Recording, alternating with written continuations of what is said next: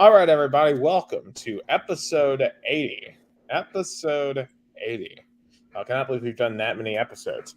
Here on June 6th, 2023, we're almost halfway through the year of our Lord 2023. I'm Nick Hill, as always, from Chattanooga, Tennessee, of the United States. And joining me from Americana, Sao Paulo, Brazil, is Gustavo Tomazeli. And if you didn't know, you are listening and watching Two Countries, Two Americas, All Sports, the only sports podcast that talks about American and Brazilian sports. Oh yeah, that's right, Nick. I'm doing good. Still healing from Saturday's loss. Rivalry is rivalry everywhere, and as I best try to explain, uh, mm, on Saturday I had a 2017 kind of Tennessee loss to Georgia at home moment. And I'm gonna get that into Brazilian topics, but overall it was great. Ready to talk some sports. We have our range of sports goes deep. I don't know a podcast that talks so many sports in so many leagues from so many countries at the same time. Exactly. And that's what makes this podcast special because you never know where we're going to start. And of course, obviously, for my sports weekend, it was very, I would say overall, really good. I mean, especially with what the baseballs are able to do down in Clemson, although they got kind of screwed today. But we'll talk about that here a little bit later as well, as they will have to go down to a little town in Mississippi to play their super regional. But we'll get that into that um, here in a little bit. But we got to start with the news of the day here on Tuesday, not January 6th, July 6th. Not oh, it's June 6th. Dude. I've been up since 5:30 this morning, so I don't know what day it is. I've covered multiple stories today, but it's now time to get into some sports because the news of the day: the golf world is shook as the Pro Golf Association, the PGA, and the LIV Tour have merged. LIV popped up out of nowhere last year with all this backing from Saudi Arabia. The PGA said, there is no way that we would ever work with the LIV golfers.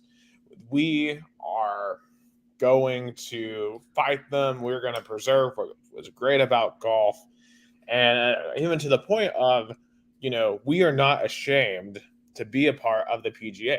You can't say the same if you're a part of the LIV. Well, clearly, money has convinced them otherwise, as they have entered into agreement with the LIV, and now the Saudi Arabians are have basically hijacked the world of golf as we know it.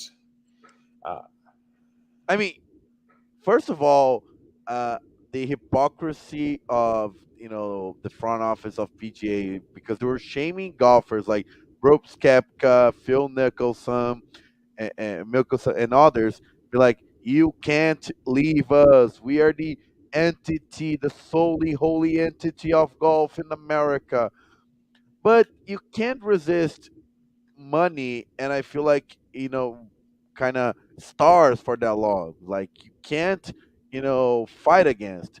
And I think the movement that started all this was the Augusta, where the live golfers had a really successful weekend down in Augusta. I think that made a major change to a movement that ended up having this kind of merge. yeah, I mean, those LIV golfers. I know a PGA guy and John Rahm won it, but I mean, as you said, the rest of the LIV golfers dominated the rest of that tournament. And I think the recent PGA Championship, frankly, was not very interesting. Like, you didn't really see a lot of discussion online about it. You didn't really see a lot of people really care about it because I think a lot of the golfers that people are interested in were not there because they were at LIV. So I think the PGA saw the writing on the wall that their tournaments were going to take significant hits moving forward, except for the Masters and the Open, because those aren't PGA.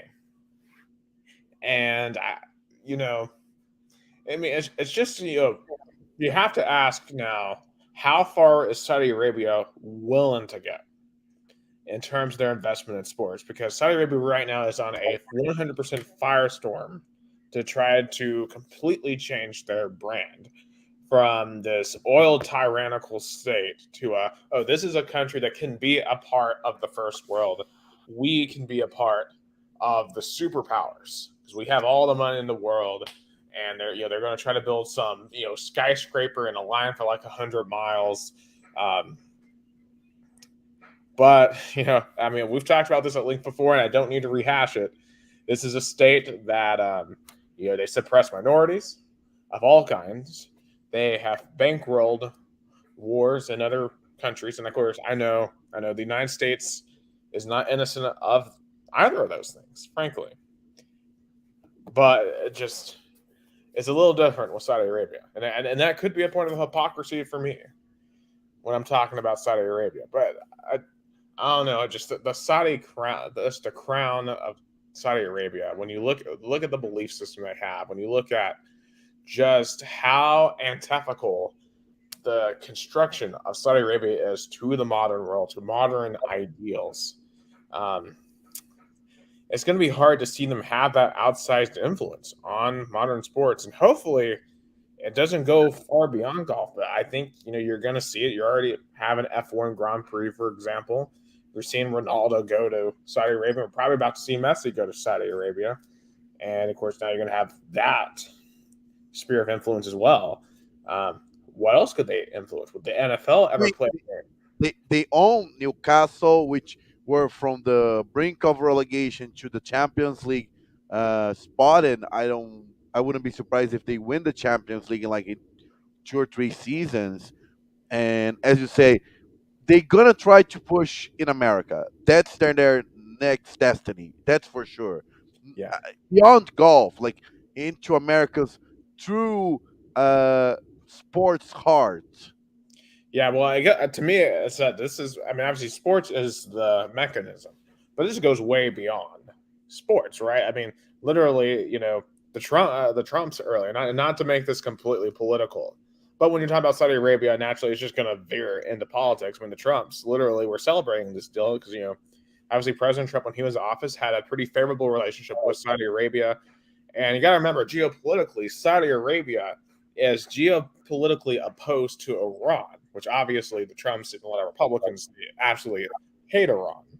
And a lot of them would love to see the Islamic Republic of Iran be destroyed compared to Saudi Arabia. I'm not here to cast judgment on which country is worse, but Iran and Saudi Arabia are fighting for supremacy in the Middle East. And Saudi Arabia is hoping by really trying to gain that full alliance with the U.S. that tilts the balance in their favor to be the superpower in the Middle East. Because obviously, with all the oil there, I mean, there's a lot of untapped potential in the Middle East. I mean, there's a lot of land, of course. I mean, I know a lot of it's desert, but hey, you can find a way to make it more hospitable. There's a lot of room. There's a lot of room to grow, and that's why you're seeing some of the super projects that Saudi Arabia is doing. And, sports is only a minor part of that. But we have to, I think about this as consumers. How much are you willing to let them grow? And of course, it's the same conversations we're having about China, and their outgrown influence on sports, especially with the NBA, for example. How much do you want them, especially with what they do to the Uyghurs and what they do to, or what they are threatening to do to Taiwan? Um, I mean, you're never going to get rid of the authoritarian governments, but I guess how we react to their influence and the things we love will go a long way. I mean, think about this: in 1936, we held the Summer Olympics in Nazi Germany, and that preceded, the worst war we've ever seen in humanity. So I'm not saying that's necessarily going to happen. I'm not calling Mohammed bin Salman, the Crown Prince of Saudi Arabia, the next Hitler, but you know when you look at the track record, when you look at situations like Jamal Khashoggi, it certainly is concerning.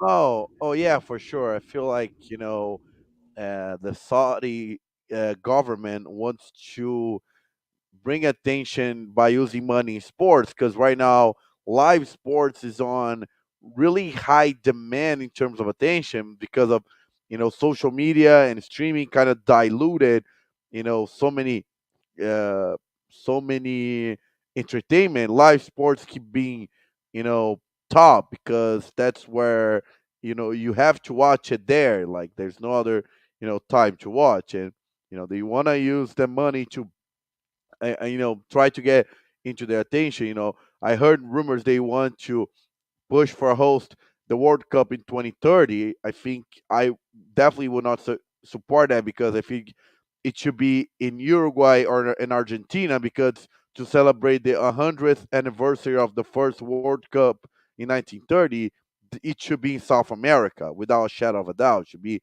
Argentina, Uruguay, maybe Chile. And But we just that have it in the Middle East as well. yeah, we just had it in Qatar. Like I don't think they're gonna put two World Cups in 12 years in the same area. But we never know. But I'll say this: going back to golf, I think of course, America. It's now we're gonna see a different world where you see two leagues. Is this gonna be the new NFL? Because remember, NFL was the AFL and NFL, and then it became NFL. Who do you think is going to be the NFL, Live or PGA? I mean, the NFL to me is PJ. They were the original. The AFC is more like Live in this case. And that's the thing too. I am curious to see because the rumor is you're going to see a lot more team-based competitions like you saw in Live. And to me, that's just weird, right? Like, are we going to have like these concepts of like teams in golf? Because I don't know if you've ever seen the Premier Lacrosse League. Like I saw a bit of the game on because they just opened their season this week actually, and they were on right before the Lady Balls were on Saturday. And I learned this. Apparently, they have 8 teams in this league, but none of them are assigned to a city. They're just teams, and they go on a rotating tour around the country where it's just these teams playing against each other that don't belong to a city, but they have fan bases that people just pick a team to root for. That's not like assigned to any city or anything. Um, could that model come to golf? And I feel like golf has always been such an individual sport, but you could see it operate in a way kind of like NASCAR, right? Because you have the individual drivers, but you have the teams, right? Like you have Hendrick Motorsports, but you have fans of Chase. Yeah, F1 does it, IndyCar, but you have fans of Chase Elliott, you have fans of Kyle Larson. Um, but you have people who are just fans of Hendrick Motorsports and will root for all 4 of their drivers. And I do wonder if golf could become that. But you also have to ask: is golf's demographics supportive of that? The average age of a golf viewer on TV in the United States, according to the Golf Channel, is 57. Over half of all golf viewers on TV are over the age of 55. Only 19% are under the age of 34. Now, I know a lot of people under the age of 34 who are golf fans, but I feel like that's a rarity and not the norm. And you just got to wonder, is something like this able to change demographics of golf moving forward? I mean, you got to remember, Liv was trying to broadcast their games in the CW, which the CW, is not exactly a sports channel. Yeah, they're gonna try to find ways to popularize it by bringing it to more open channels, better base specific channel like the golf channel. But it's gonna be interesting what to do. I mean, golfers celebrate, especially the live golfers like Phil Mickelson and Brooks Koepka. I feel like they're happy. They're like, hey, we can finally go back and play full and not have to be like choosing leagues. Right. And you just got to wonder what the PGA golfers think. Because like they could have left, they could have taken all that money, and a year later be right back in PGA. And they didn't do it because they decided to stick by the PGA, and now they got literally nothing for it. Yeah, they probably felt betrayed. Oh, absolutely. And I feel like there's a lot of because like for example, Brooks Koepka, tweeted this morning welfare check on Chambly, referring to a Golf Channel analyst who had been criticizing the LIV. So I mean, there's definitely it's going to be very, very fascinating. Like for example, Mackenzie Hughes, uh, who I guess um, he's who said nothing like finding out through Twitter that we're merging with a tour that we never said we'd do that with. So, it's a golfer thing they didn't know. Colin Maricala said, I love finding out morning news on Twitter. So they didn't even tell their golfers. Oh my. And then, like, for example, 9/11 Families United saying our entire 9/11 community has been betrayed by Commissioner Monahan and the PGA Tour.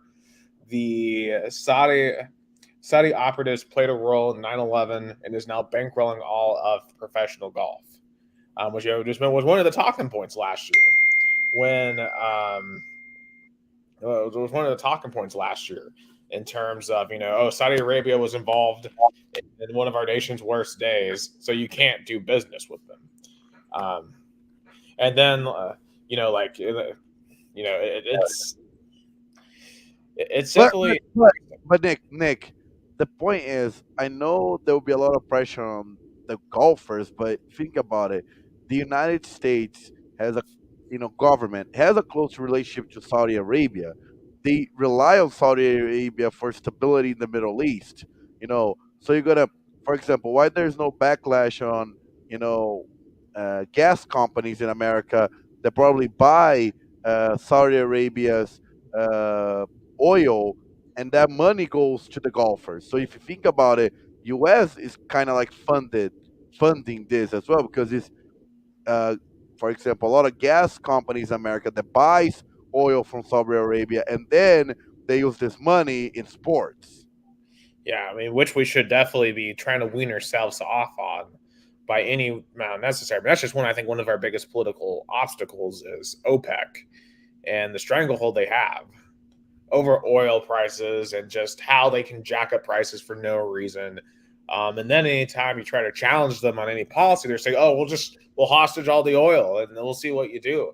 And so, like, you can't really it's hard to really even challenge them when they're doing crazy stuff like killing journalists and perpetrating a civil war in Yemen and killing children left and right and funding state sponsored terrorism through their radical ideology that basically is either my way or you don't deserve to even be alive. So if you really want to just see crazy stuff, look up Wahhabism. It's terrible that one of the emerging powers has just such a crooked just base.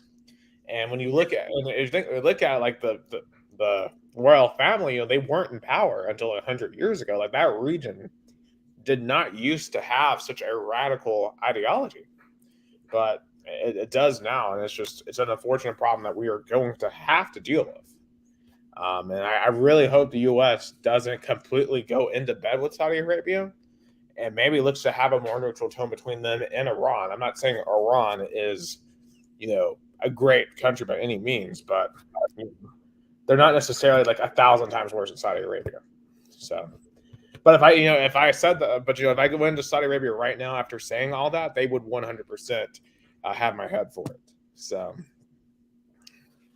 Yeah, I guess we won't be covering Cristiano Ronaldo anytime soon. nope, no, you couldn't pay me to go on a plane to Riyadh or Jeddah or well, I mean, But, that but if wasn't anyway. but do you know who's the real star that's getting a lot of Saudi money? Do you know the real star is sports star? Wow, well, Messi's about to, but I'm trying to think who is. Romarinho. Romarinho. Oh boy, we do have a comment from Tiago Segata de Olive. Oh, yeah. I hope He's I ask, didn't butcher that. he is asking me. I'm not wearing Rio Broncos shirts today. Oh yeah, I chose the Tennessee Smokies today. I'm kind of mad at Rio Bronco, and I'm gonna get that later. Asking me about why I'm not wearing Rio Bronco jersey.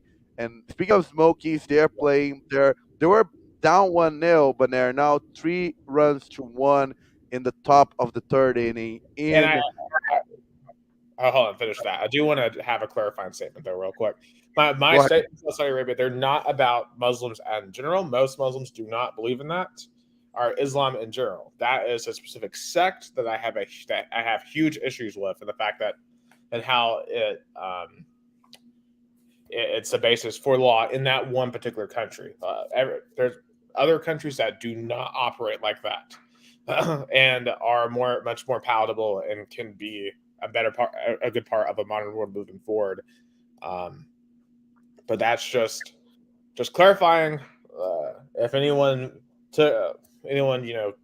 thinks that I'm like hating on all Muslims or something, no, that's not the case. But I have huge problems with Saudi Arabia in particular that are unique to that country.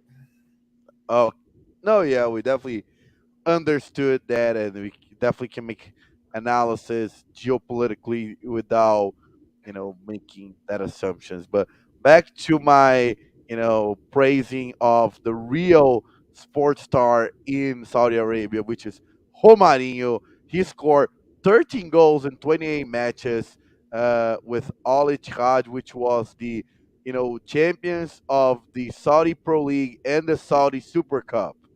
And Romarinho was very important on both of those conquers. And he's not going to play alongside Benzema, which just signed with Al Ittihad. But and Romarinho, Too? what? They got Benzema too. Yeah, they Oh my literally goodness! signed Benzema today for a 4-year deal, a 2-year deal, Wow. 200, Yeah. 200 million euros per season. So What? 400, How old is 400 that? Like four he's hundred million euros, combined 2-year deal. he's 35. Yeah, Holy I cow! mean, but recently he was elected the best player on the planet, so it's not crazy. I mean, he's using his recent conquers to get money, but I don't know. I think he's gonna be a hard time finding starting spot since he's gonna have to play in the same team as Romarinho. Romarinho is the star there. I'm praising him because Romarinho he was the star Rio Branco in the promotion of the first division in the Paulista 2009, and he scored Corinthians goal in the Libertadores final in 2012. So he was important in two major titles with two of my teams. Right, and obviously, as we'll get into later, those are unfortunately a far cry. Yeah, oh, yeah, those were the days. Yeah, yeah, those were the good old days. Yeah, they're very far away from that time. But just to move on topic, I feel like golf is getting some attention. I think golf, when I lived in America, is more like a business kind of sports, to get clients and stuff to like be follow. Of course, there's fanatics everywhere. My uncle, he plays golf in Brazil. He follows golf. He hates the broadcasting in Brazil of golf, but he still watches. But I think we'll see what happens with the now joint LIV and PGA. Yeah, well, we'll see what happens, and hopefully, some of the stuff I mentioned doesn't come to pass when it comes to Saudi Arabia's involvement in sports. But moving on to some, I guess, lighter topics here. We had the NBA Finals. So the Nuggets, we were watching the game here in our last podcast. They won Game One pretty handily, but the Heat, remember what I said in that podcast?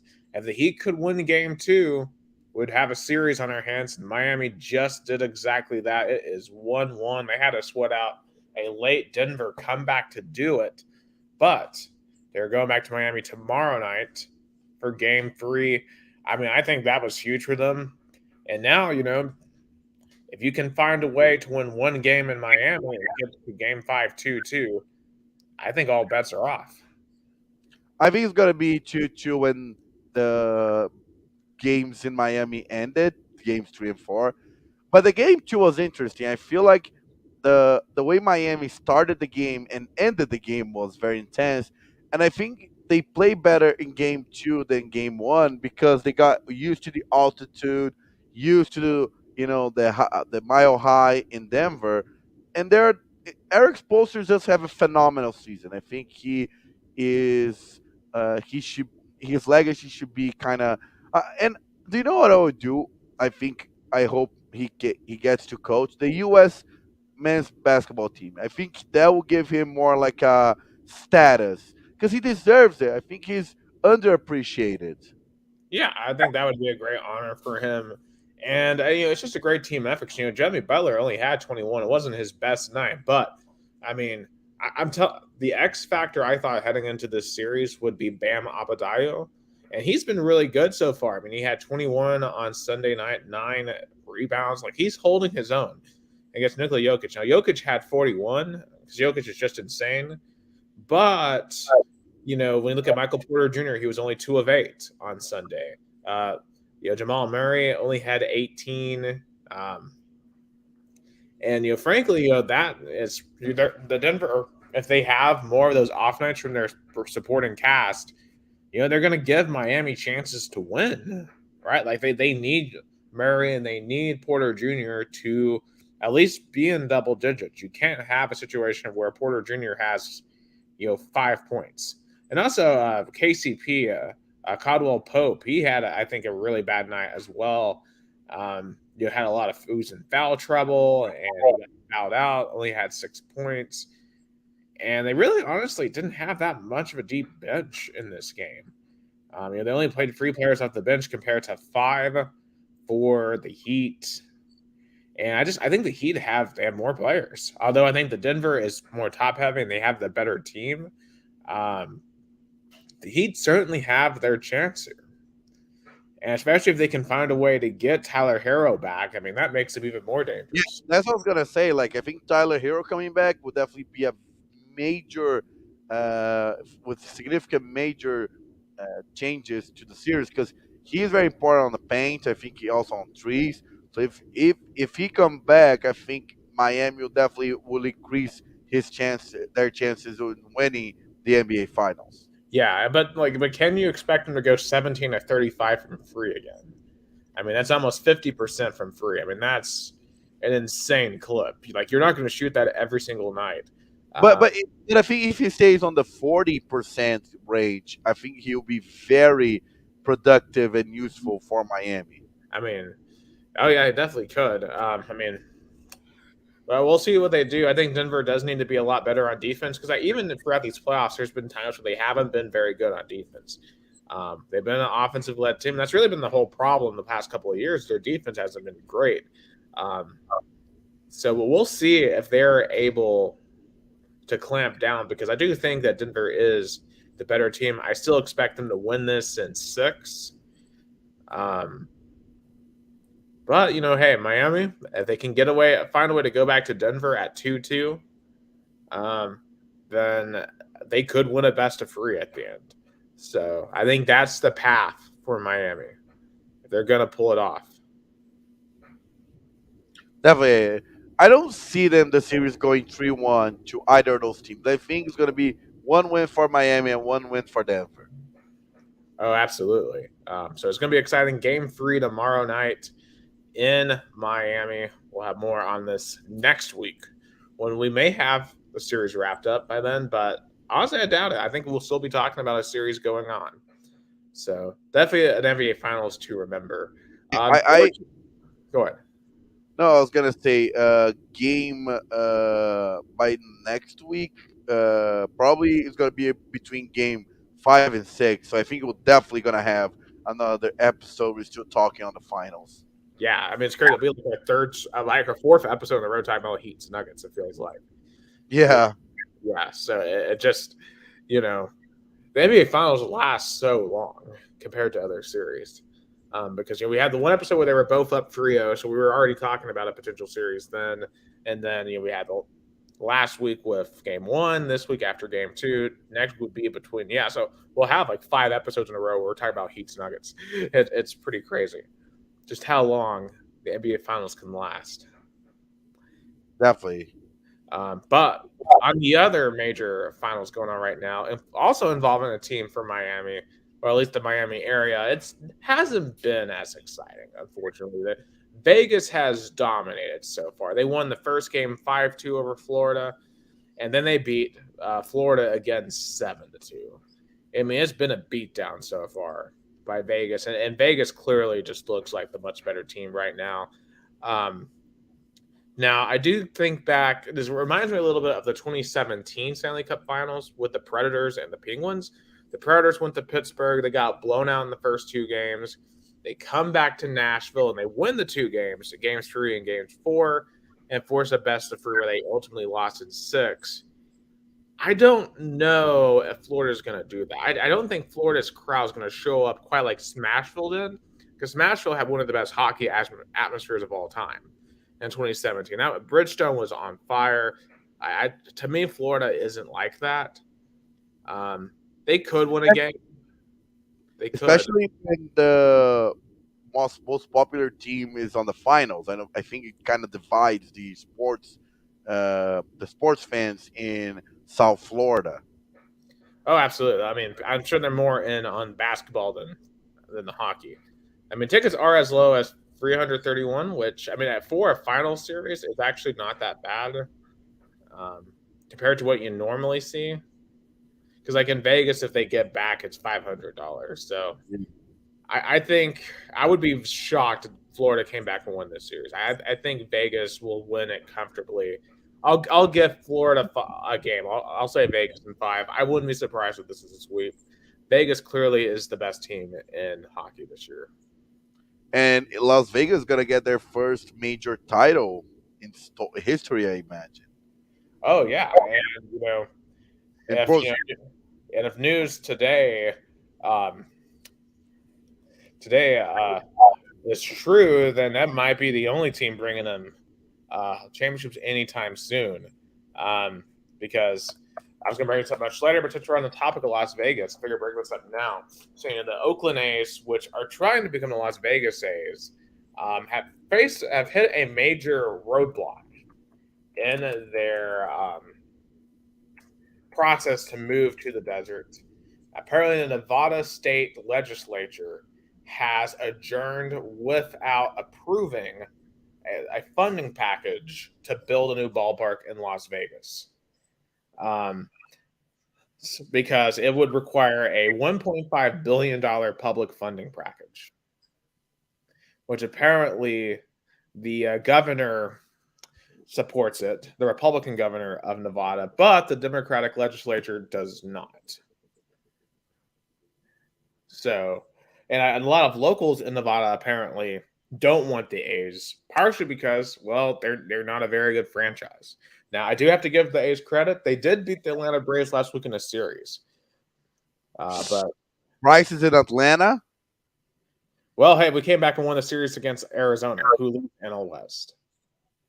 So I don't know what happened. I think it was Memorial Day, and they just took the first couple of days off. I mean, who cares about losing some random series in May? But but at the same time, I wouldn't be shocked if this deal blows up. I mean, the A's are the franchise that I don't think anyone wants. I don't think Oakland wants them. I don't think Vegas wants them. I don't know who wants them.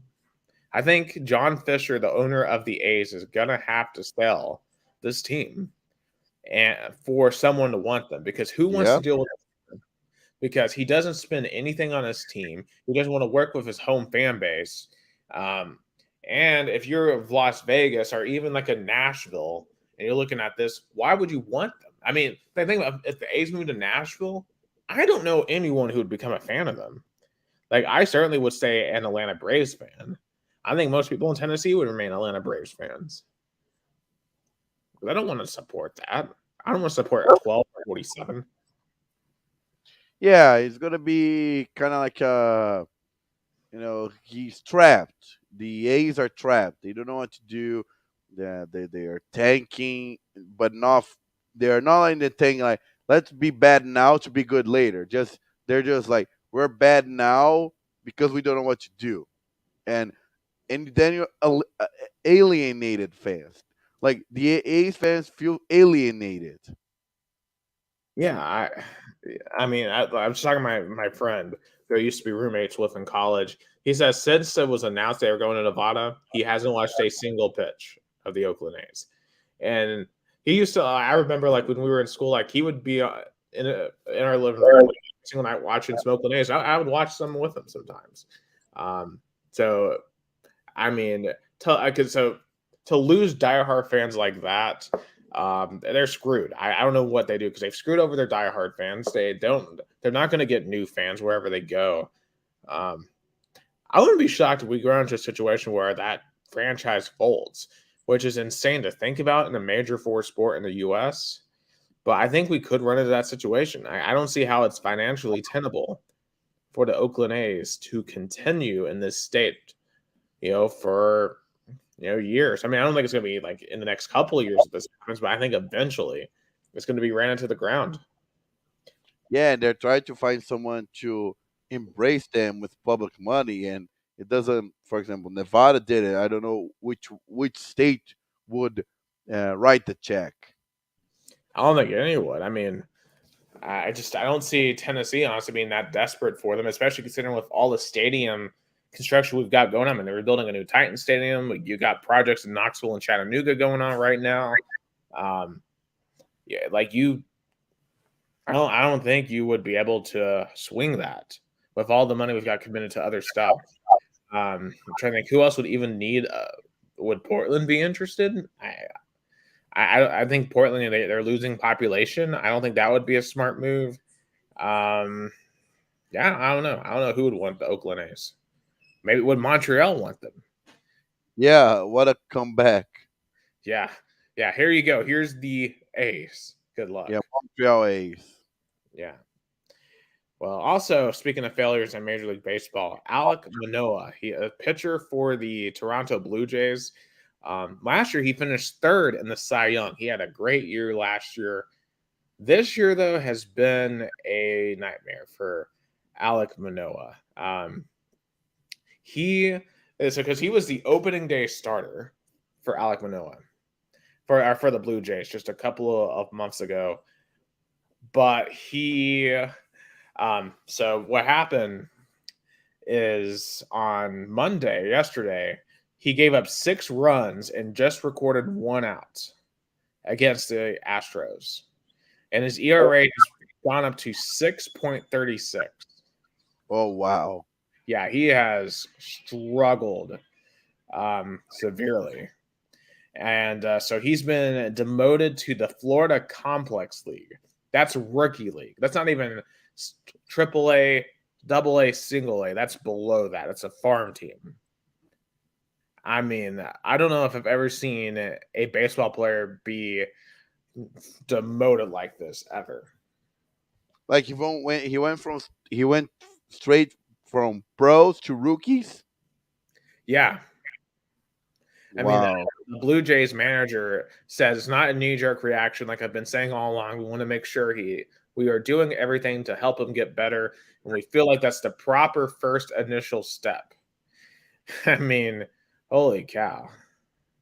And he's going like from Toronto, Canada to Florida. Yeah.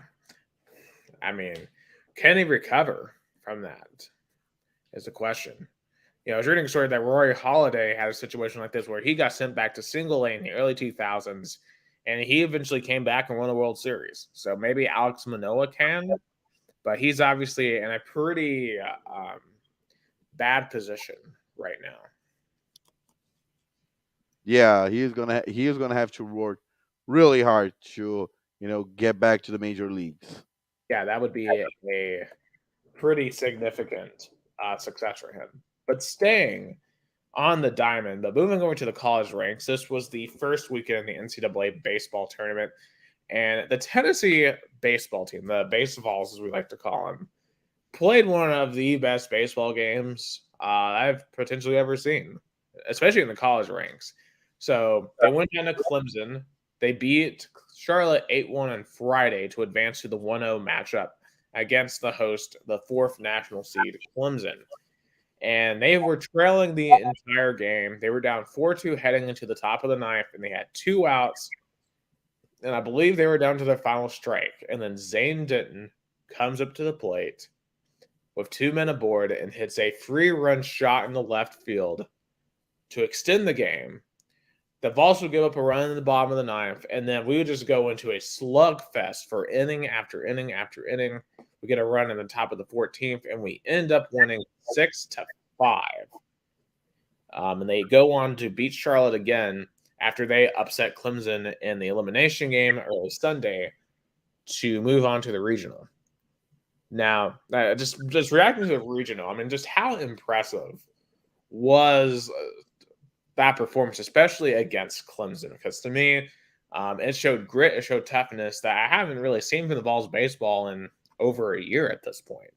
It just felt like a vintage 21, early 22 performance by the baseballs. Yeah, I think the spirit of the team has come back. I think Tony Pitello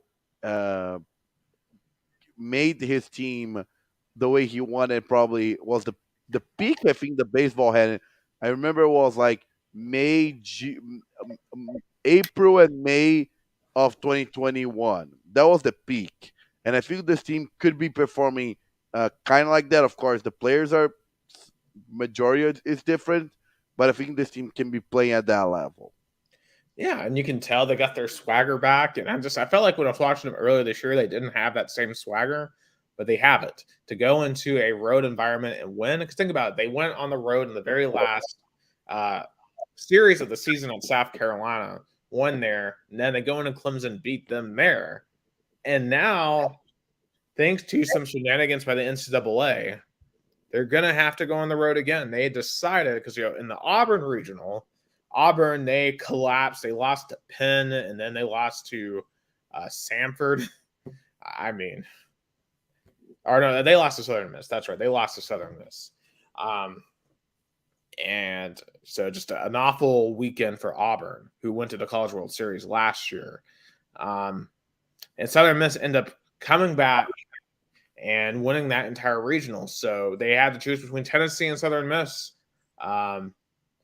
And for whatever reasons, the NCAA has decided they would rather go to Hattiesburg, Mississippi, than Knoxville. Now, Hattiesburg, if you don't know, it's a town of like 50,000. I've been through there. There's really nothing exceptionally remarkable about that town.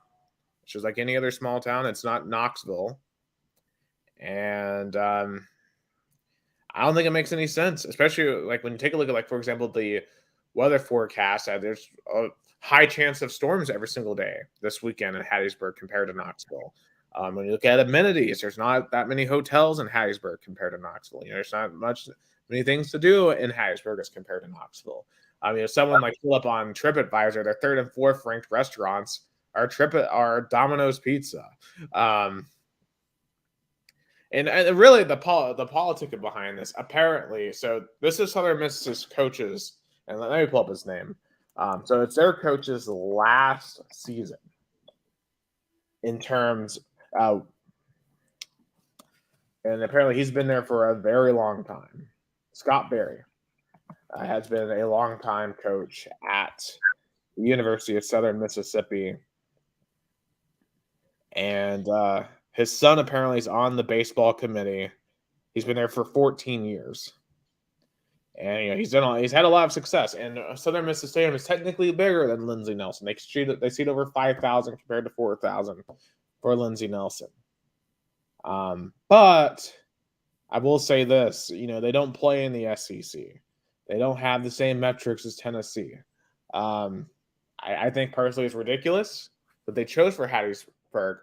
But we were talking about this off camera. We think this could actually turn out to be a benefit for Tennessee. Oh yeah, definitely. Because I think this team is ready to be bigger on the road, be bigger on the spotlight, and I think they're gonna advance to the College World Series. Yeah, honestly, I oddly, while yes, I was kind of miffed by the decision the NCAA made, I oddly feel now more confident that we're going to Hattiesburg. Like, I think if they came to Knoxville, then all the pressure and all the expectation would be that Tennessee is going to go to the World Series. But I think there's going to be a lot of people who think, Southern Miss are going to find a way to win it for their head coach. They're gonna win it for the home fans. They're going to send themselves to the College World Series, and here comes big bad Tennessee, which obviously Tennessee is the most antithetical college baseball team that exists. But I think that's great for this team. Be the villain. And also, too, this whole crap about them not having any general public tickets. I mean, that's just so weak by Southern Miss. I mean, you literally can't buy a ticket if you're not a season ticket holder. Wow. How Vols fans are going to be there? Because I know there's some diehard ones that will go anywhere for the Volunteers. I mean, they may try to find their way in. I would imagine. I'm sure they'll pay somebody. They'll find their way in. But I mean, I think it's ridiculous, frankly, that the how the situation's been handled by the NCAA. But that's fine.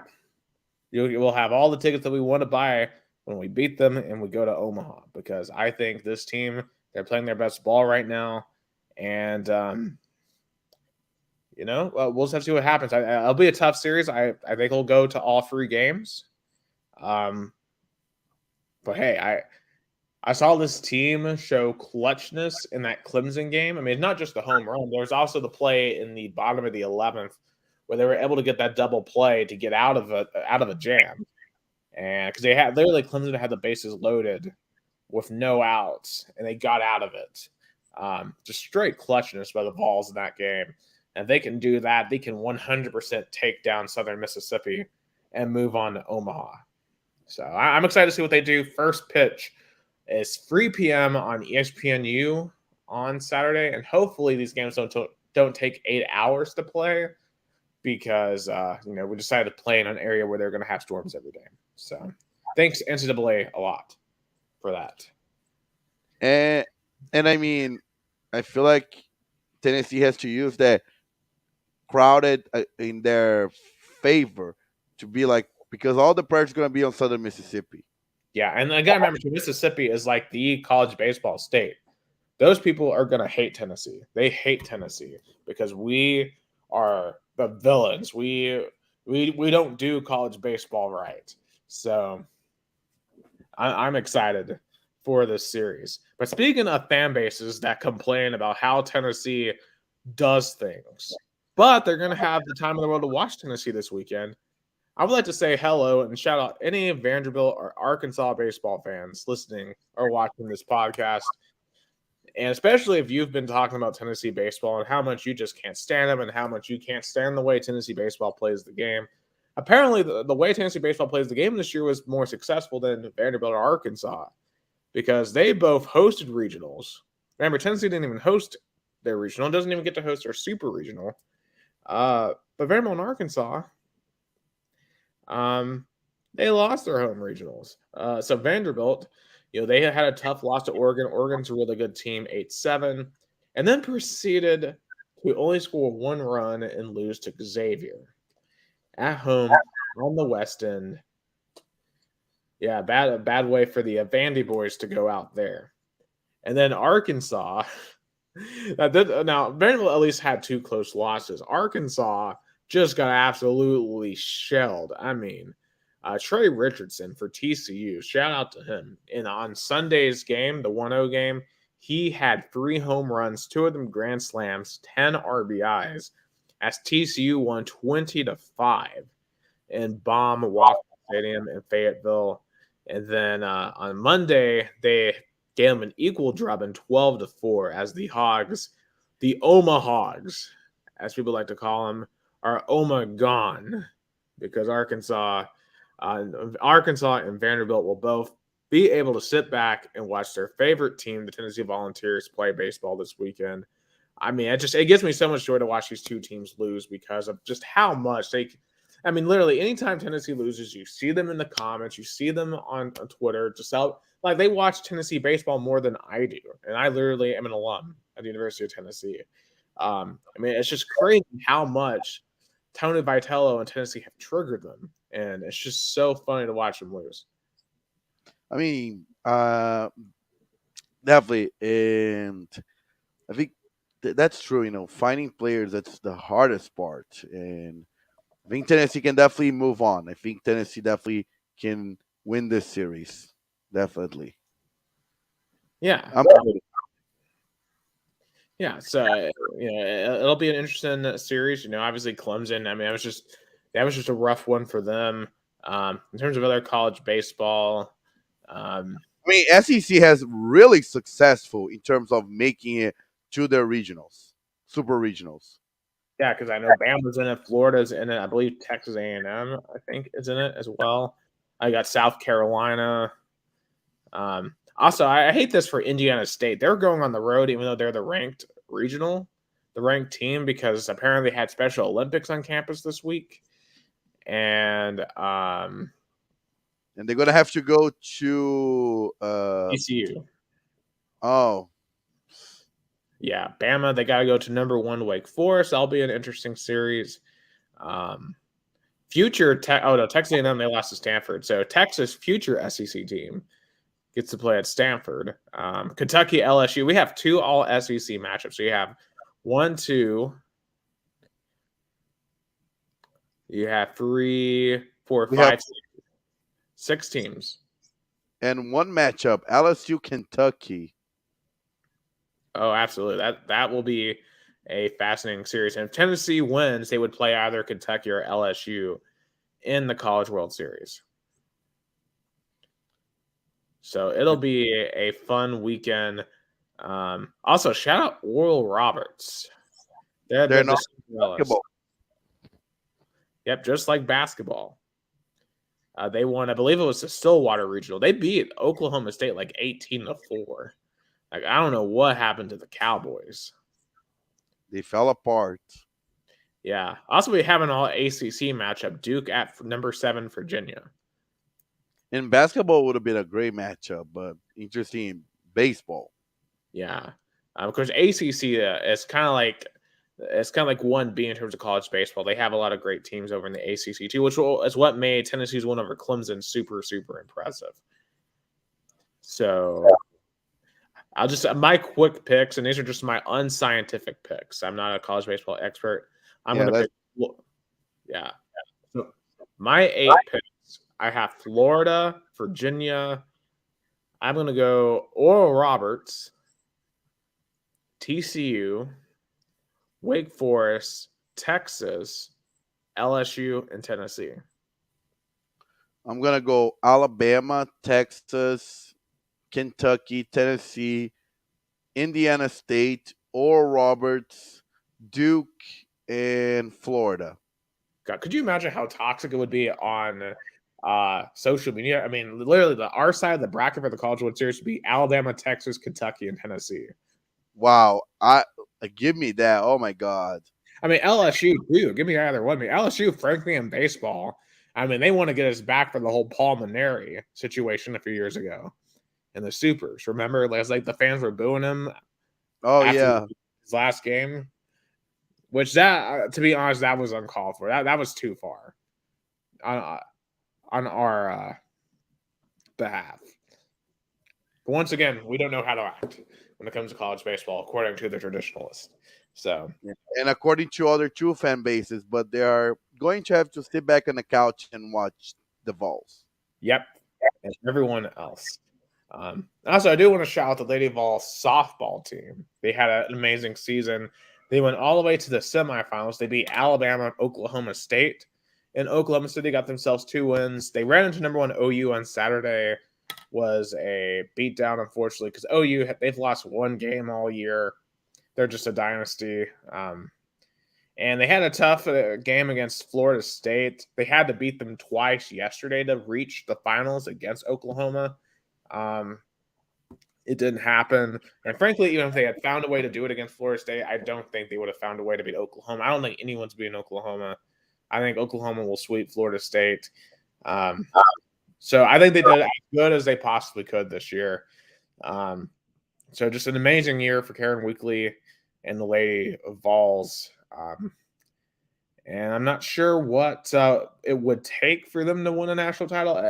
I don't know how you break up Oklahoma. I mean, I think it's at some point you got to ask yourself: is one team too good, and is that a detriment to the entire sport? Yeah, and the coach probably not gonna leave because there's no there's not gonna be any softball leagues there can convince Bama coach to leave. Right. I mean, I looked it up. The main softball league right now has 4 teams. So, and I'm sure she makes a lot. Patty Gasso, who's the coach at Oklahoma, she makes a lot more at Oklahoma. Yeah, definitely. Sure, she's been there for like 30 years. She's there until she retires for sure. But I don't know when that's going to happen. But they're just going to win title after title until that happens. So we'll be shocked if Florida State beats them. All right, the topic I'm excited to get to here. Nick Saban once again in the headlines. He is traveling to Washington D.C. with the SEC.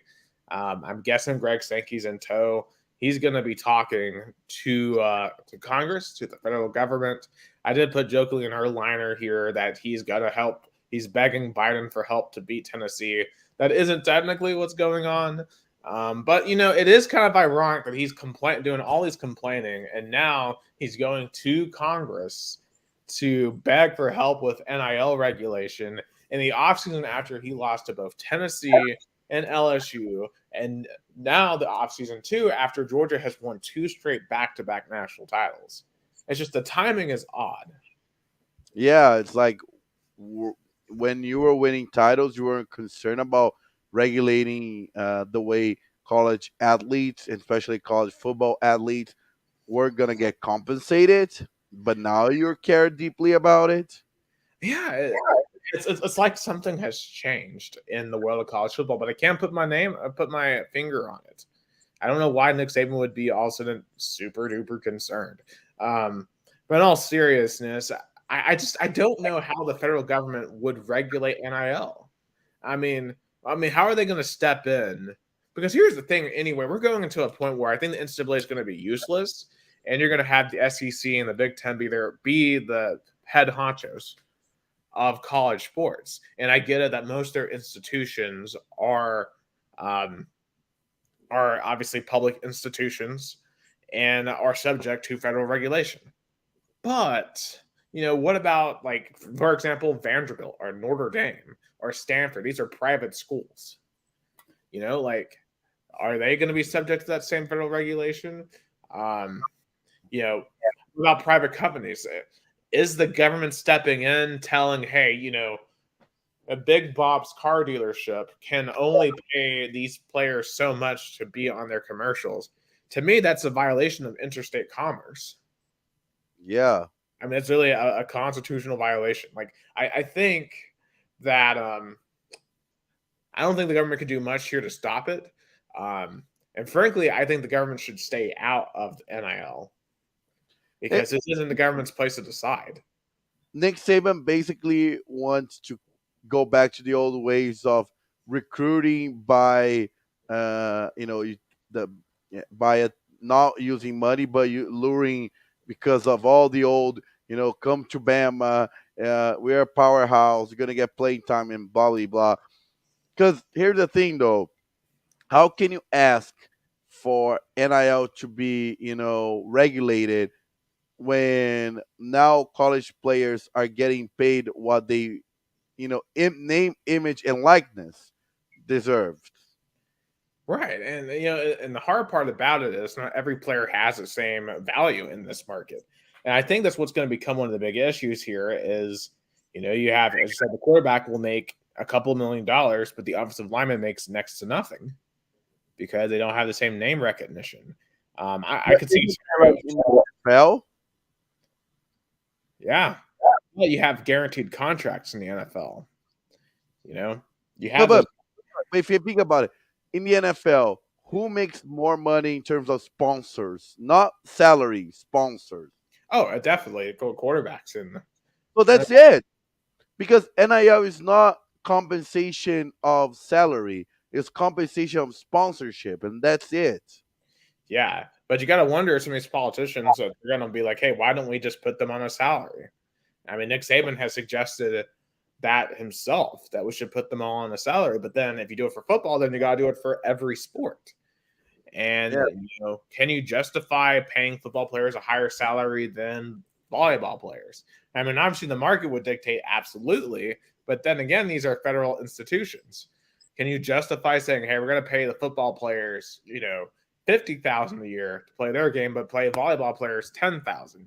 Even though the market would dictate that's the value. So I don't know. This is getting into some very crazy waters here. And I definitely will have to look up Saban's congressional testimony whenever it's available. Especially because, as you said, we are dealing with the issue that probably was never dealt before, which is uh, pub uh, institutions that have public money are probably going to be on their backs against the wall for money to pay players high figures, and of course you're going to say, oh, but the coaches make money, but it's one person. And as you said, the market dictates that football and basketball is going to get more money than softball and baseball, or even softball and volley. But weren't all college sports? Weren't all under the same school? Like, how can you claim that one is more important than the other? Yeah, that goes against Title IX. There's a reason, the whole idea of having an equal amount of male and female sports. So, I mean, and that's going to get invoked. Like, I could see, like, the Bernie Sanders and the Alexander Ocasio-Cortezes being like, hey, Title IX suggests that, these sports are supposed to be equal, so they should get the same amount. But, completely ignoring the viewership and economic side of things. So, it's going to be interesting to see if they do get involved. I mean, I doubt that anything crazy will happen, and I'm curious to see how this breaks down via party, because could see this become like a regional thing. Like, obviously, Southern senators. I'd be curious to see what Senators Blackburn and Haggerty have to say on this. Actually, next time I see Representative Flashman, or my congressional representative, I'll have to ask him about this, just to see what he thinks. Because obviously, go ahead. No, I was going to say that's a great topic to ask, because probably a northern congressman is going to have a different view than a southern one. Yeah, because obviously they know their constituents. One of the things that, in general, unites people in Tennessee is how much we care about the Vols. Just like how Senator Tuberville in Alabama's got to think about, okay, well, obviously I know he was an Auburn coach, but most people care about Auburn or Alabama, but they want their programs to be in the position to succeed. But obviously, a senator from Hawaii isn't going to have that same opinion. So, like an AOC or like Bernie, they're not from college football places, right? AOC's from the Bronx. Bernie Sanders, he's representing Vermont. So they're not going to care about it. Like, who would be the most interesting people, I think, on this topic? Honestly, I think Warnock and Ossoff. The Democratic senators of Georgia, because Georgia obviously cares a big deal about college football. But that's really the only southern state where you have two Democratic senators. Yeah, and if one of those make a wrong statement, they're doomed for their reelection. They could be. Well, granted, one of them just beat a UGA football player, the biggest legend in UGA football history. So maybe not, but you never know. Yeah, that's true. But yeah, so that'll be fascinating to watch. One thing I didn't get to last week, I forgot to put in, but I wanted to talk about Josiah Jordan James, Triple J, as we like to call him. He's been there forever, it seems. He's been there since like 2018 or something, up in basketballs. He's coming back for one more year because he gets that additional year because of COVID. And so we basically have our entire team, except for like Euros, back. I mean, so the basketball is early on in some of these off-season, preseason polls. So like in ESPN last week, they were ranked in the top 5. Fifth, I think there was another one that came out today that had Tennessee in the top 10 preseason.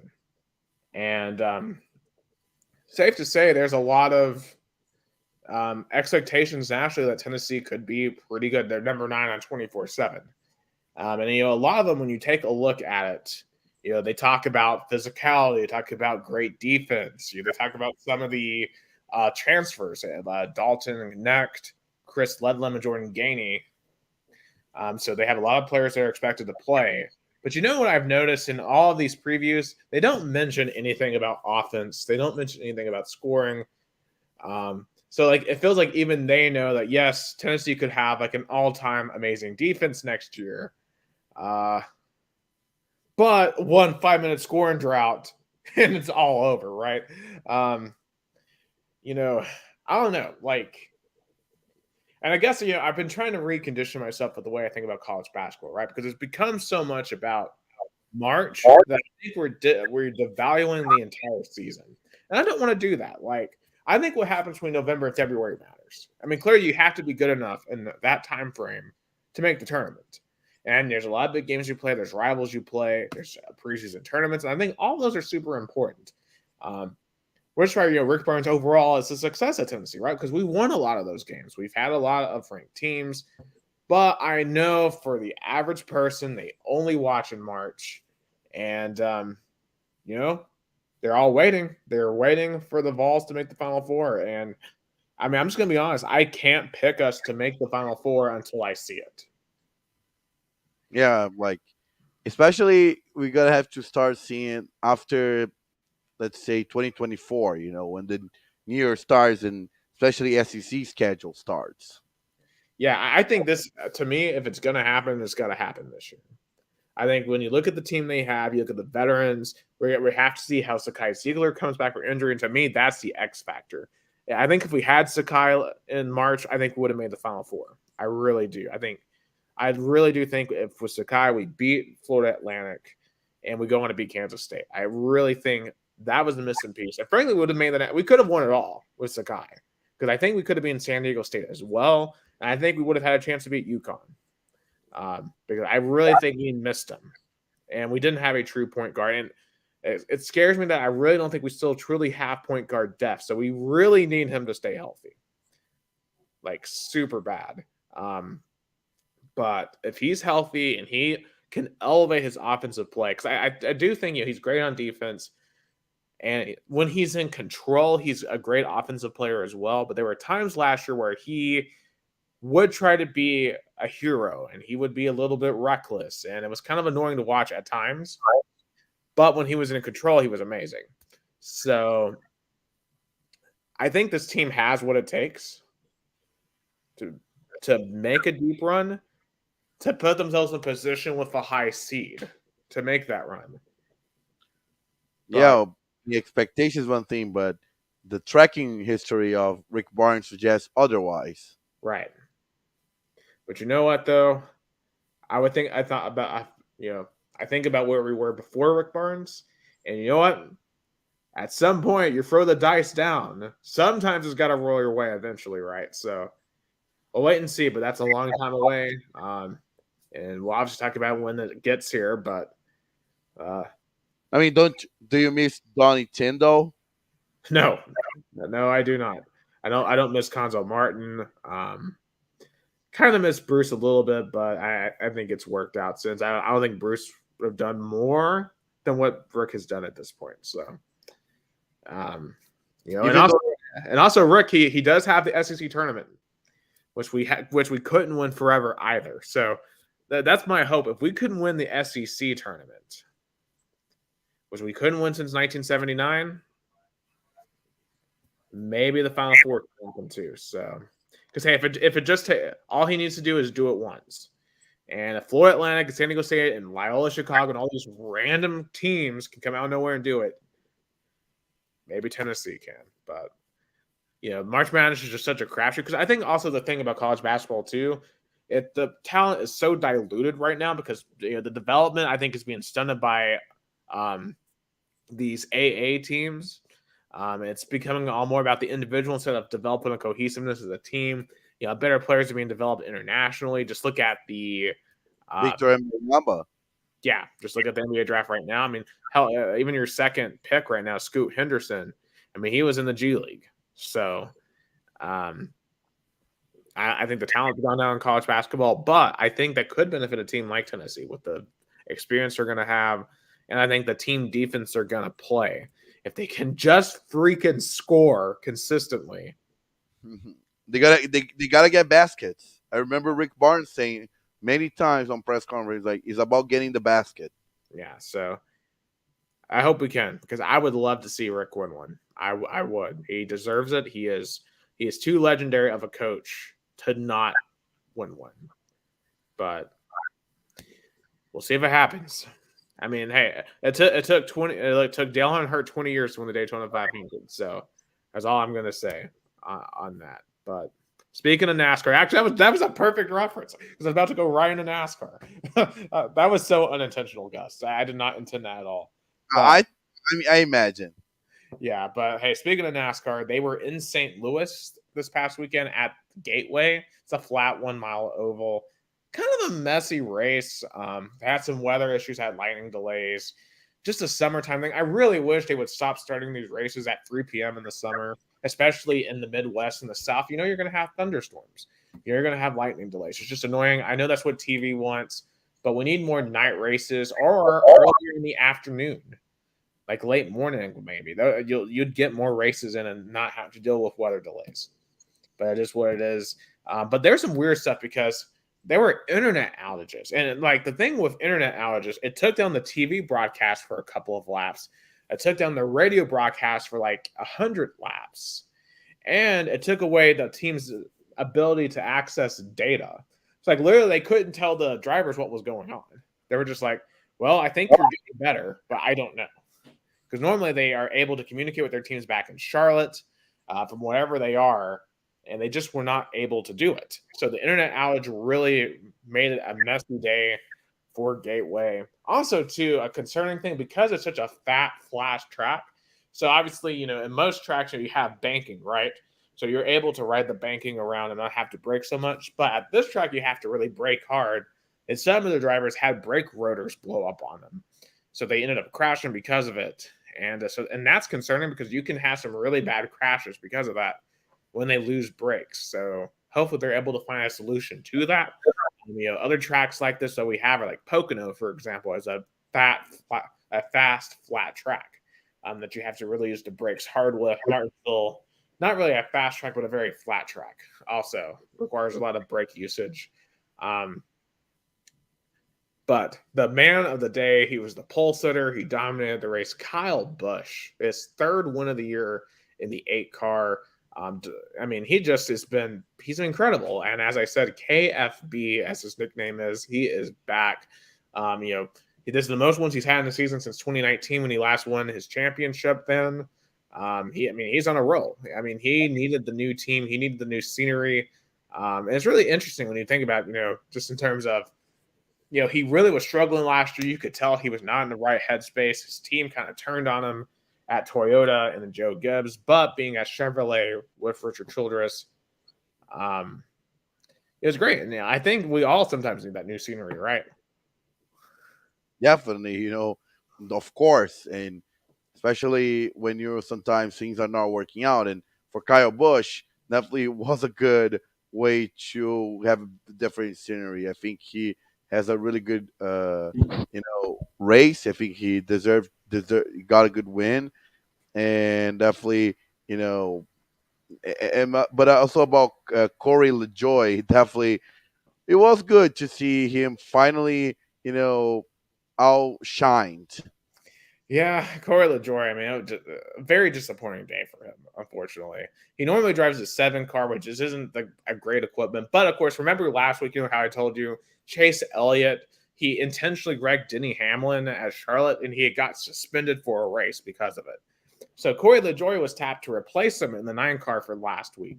And a lot of people were expecting big things for Corey LaJoy because they think he's a very talented driver, and he's gotten good results in the 7 car. He did nothing. He finished 23rd. He was hanging back in the 30s all day, which the 9 car is supposed to be like a top 5 car in the entire field.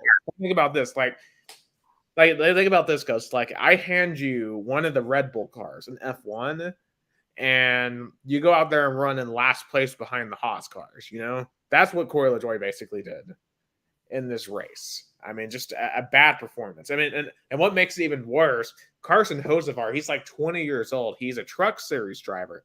They gave him Corey LaJoie's car to drive because obviously they needed someone to drive the 7 car. And unfortunately, he had a brake rotor issue, so he ended up finishing last. But before that happened, he was running up in the mid-teens. He was running up in like 15th, which is great for a first-time Cup racer. So he was getting outperformed by a guy who's still in college in his own equipment. Wow. It's Yeah, just things are not working his way. nope. So obviously Chase Elliott's back in the 9 this week. Be curious to see how he approaches driving after being suspended. I imagine he will be much more cautious because right now, due to that suspension and his previous leg injury that he sustained while skiing in Colorado, he is outside the playoff cut line. So he's going to have some work to do to get into the playoffs.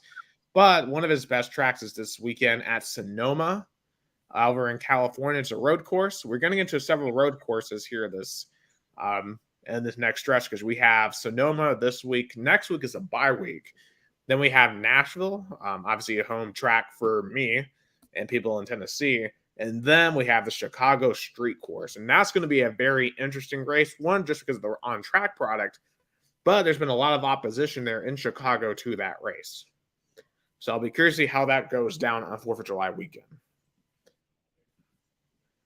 But I see, Gus, that you want to talk a little bit about MLS and Los Angeles.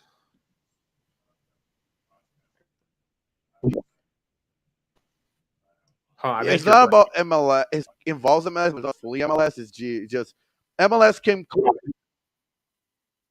Am I back? You were still going in and out there. I think you're back now. Just kind of restart that whole thing.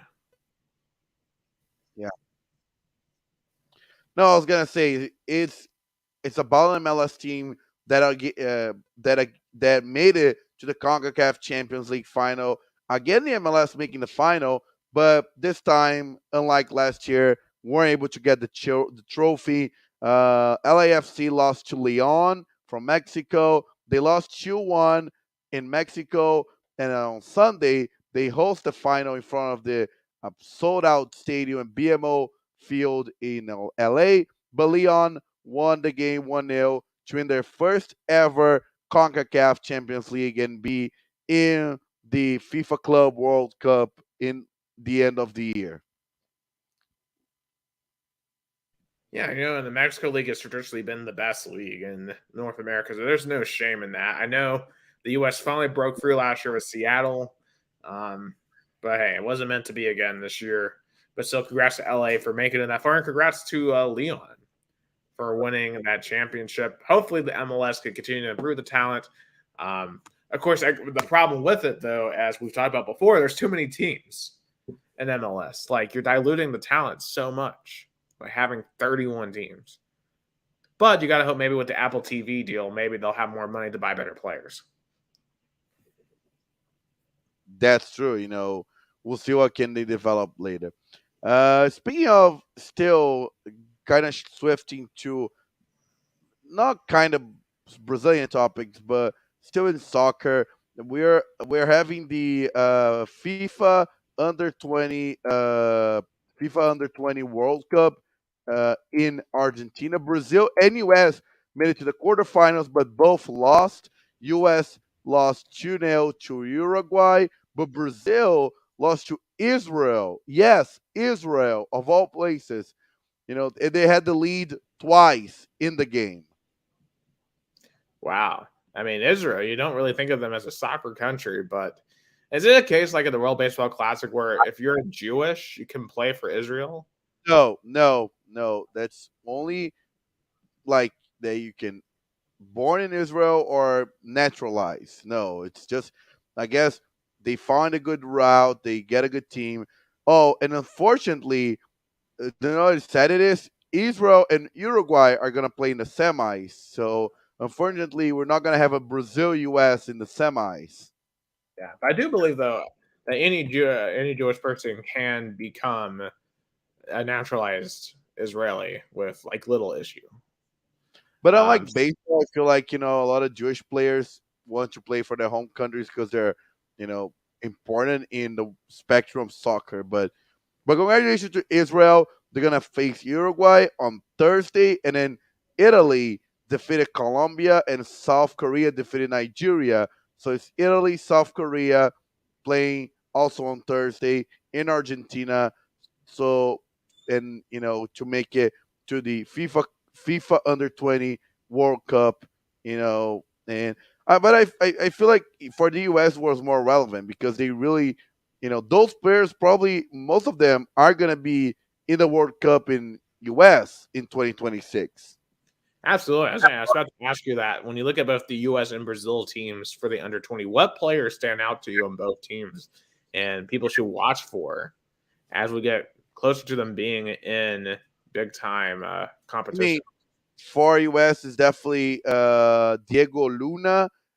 He plays from Real Salt Lake, and he scored 1 goal, 3 assists in 5 matches. I think Diego Luna definitely is one of the players, and also I'll say Colwell, the striker. Some of the those are the players that I'll be on the look for. Brazil, definitely Marcos Leonardo, the striker. Andre, the midfielder who's going to Chelsea, um, Mateus Nascimento as well, and yeah, those are kind of Savio. It's a good name. Guilherme Biro from Corinthians. I think those are some names that I'll be looking into the future. Yeah, but not our guy, the superstar, the Hendrick. Um, Oh, Hendrick was not it. Palmeiras did. Like it's so stupid. Like Palmeiras said, "Hey, we can't give Hendrick to the under 20 FIFA World Cup. We needed him in the professional, but he's now being on the bench, like practically all the games. So he could have been playing this huge tournament, kind of getting more experience with the Brazil national team, but now he's been on the bench in the Palmeiras games.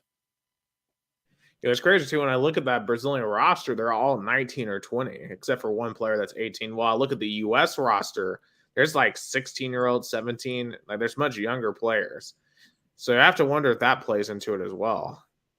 Yeah, you gave me a great idea for I'll say press conference question to Abel Ferreira because nobody questioned him about, hey, Palmeiras did not concede Hendrick to the under 20 national team, but he's be on the bench, literally forever. Right. And do you think that you'd want to get him match experience anywhere you could? Yeah, Um, yeah, that's a interesting point. But unfortunately, Brazil wasn't able to win a major tournament in Argentina. That would have been amazing, but not this time. Back into more Brazilian topics per se. We had the quarterfinals of the Brazilian Cup draw. Today, interesting matchups. We have Sao Paulo versus Palmeiras, classic, a derby, and their winner is gonna face either Corinthians or América Mineiro. Corinthians got really lucky. Not only they got to play the weakest team from the 8 remaining teams in Brazilian Cup, they're also gonna be hosting the second leg, which is for me crucial because how vile the Corinthians sports fans are. And on the other side of the bracket, we have Flamengo and Atlético Paranaense again, a rematch of the Libertadores final last year, and Grêmio and Bahia. yeah, I just wonder if Taylor Swift is going to be playing a halftime at Palmeiras in Sao Paulo. Probably not, since the game's going to be in July, so I think she's going to be a long way to go. Yeah, of But course, if you haven't heard that, Taylor Swift's going to be playing at, what was it, Palmeiras Stadium, right? yes, in Yeah. November. Yeah. So obviously, because we were talking about that just yesterday. So I just had to make that joke because I know those are two Sao Paulo teams. And Yeah. No, no, and both teams stadiums host so many concerts, so many that Sao Paulo played at Palmeiras Stadium at one point, and Palmeiras played at Sao Paulo Stadium twice this year because they host so many concerts. Probably when Taylor Swift comes to Brazil, Palmeiras is gonna have to ask for Sao Paulo to loan their stadium. oh, yeah. I mean, because of just how big that's going to be. But Palmeiras Sao Paulo is going to be a good one. Corinthians, because I know Corinthians they went for a really rough stretch there. Yeah, they made a really bad hire. Um, but you got to wonder if maybe getting an easier team will help them rebuild their confidence some and get some momentum right there. I mean, they just lost this same team on Saturday, but they were playing a mix of reserves and starters because they have a huge game tomorrow for Libertadores. They're do or die, even though it's not playoffs, because of the way the group stage is right now. It's a do or die game for Corinthians. They're gonna go on the road to play Independiente del Valle, and and because they're now with I believe they're with 4 points. Independiente del Valle is six.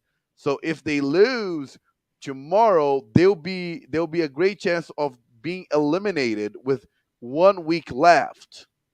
Wow. I mean, obviously, I know that how big Corinthians is in Brazilian soccer, so that would be a pretty shocking result. Yeah, definitely would. So they gotta get the because if they win, then they're gonna play their last week game at home versus Liverpool. Only needed another win to advance. Right.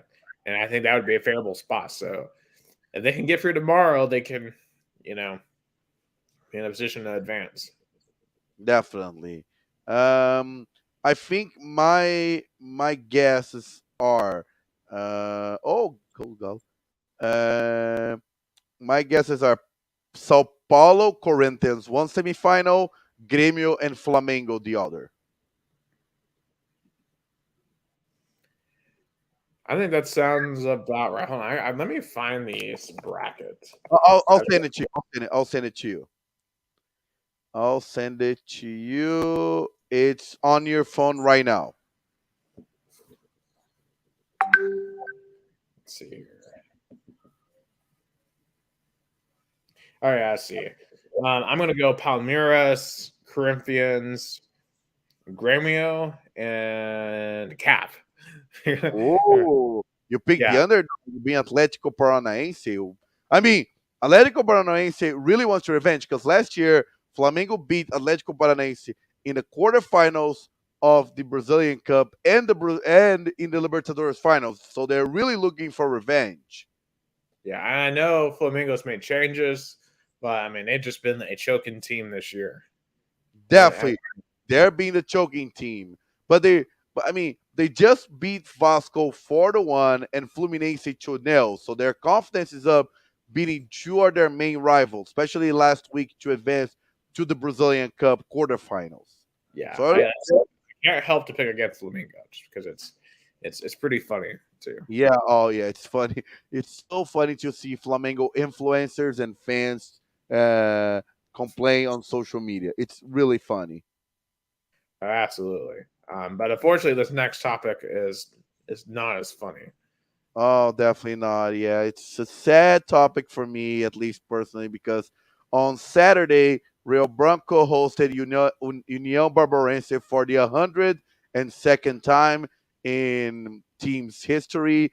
Was a great crowd, the biggest crowd Rio Branco Stadium had in probably over four years.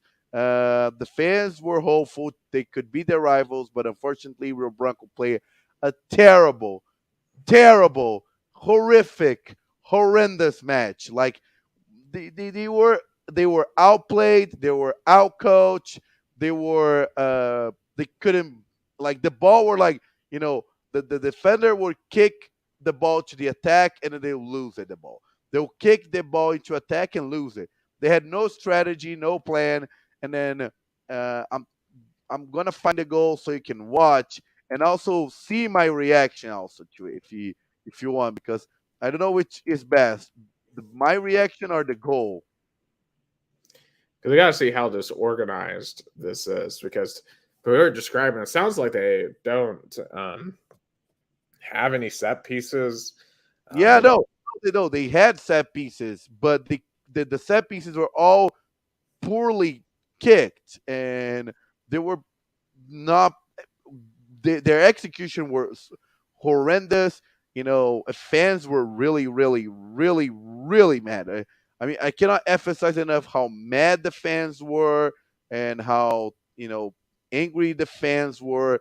But before I get to that, I want your reaction to the goal because I never seen such a more a goal that is more. Edgar dominou, tenta o passe, lançamento à frente de cabeça, fez o corte na primeira, a bola ainda vai sobrando! What was that? Yeah.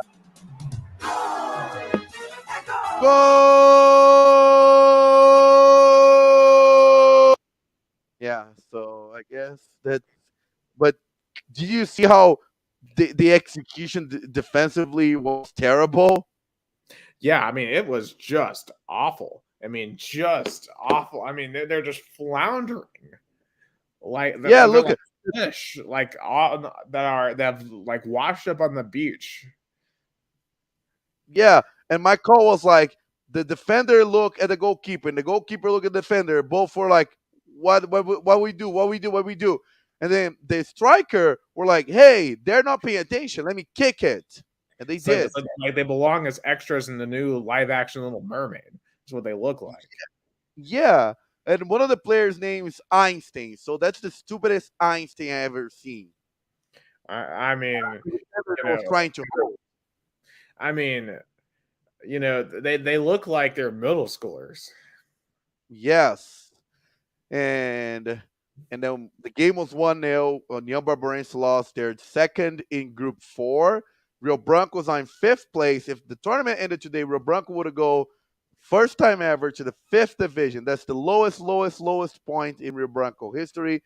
Of course, União Barbarense fans and players celebrated. Um, I think did I show you the picture of the flags and stuff?